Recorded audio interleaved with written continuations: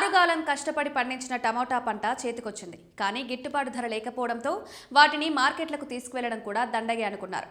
ఇంకేముంది, పండించిన చేన్లోనే పంటను వదిలేస్తూ టమోటాలను రోడ్డుపై వేస్తూ పశువులకు మేతగా వేసిన ఘటన కర్నూలు జిల్లాలో చోటు చేసుకుంది. కర్నూలు జిల్లా రైతు తన ఎకరా పొలంలో ఎన్నో ఆశలు పెట్టుకుని టమాటా వేసి పంటను సాగు చేశాడు.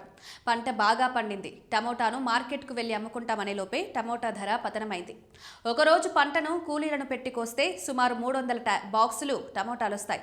వాటిని అమ్ముకునేందుకు మార్కెట్కు వెళ్లాలంటే ఒక బాక్స్ 50 రూపాయల రవాణా ఖర్చు అవుతుండగా మార్కెట్లో అదే టమాటా బాక్స్ 40 రూపాయలు కొంటూ ఉంటే తామెలా అమ్ముకోవాలి అని రైతులు ఆవేదన వ్యక్తం చేస్తున్నారు. అటు రవాణా ఖర్చు, ఇటు పెట్టుబడులు రాక చేతికొచ్చిన టమాటా పంటను పొలంలోనే పారబోసి మూగజీవాలకు దానగా వేస్తున్నారు.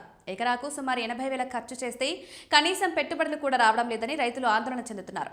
టమాటా కేజీకి ₹1 కూడా రైతులకు రావడం లేదని ఆవేదన వ్యక్తం చేస్తున్నారు. పండిన పంటను కనీసం కొనేవారి కరువయ్యారని వాపోతున్నారు. పెట్టుబడి కోసం చేసిన అప్పులు ఎలా తీర్చుకోవాలో తెలియడం లేదని రైతులు కన్నీటి పర్యంతం అవుతున్నారు. ఇప్పటికైనా ప్రభుత్వం స్పందించి టమాటాకు గిట్టుబాటు ధర కల్పించాలని రైతులు కోరుతున్నారు.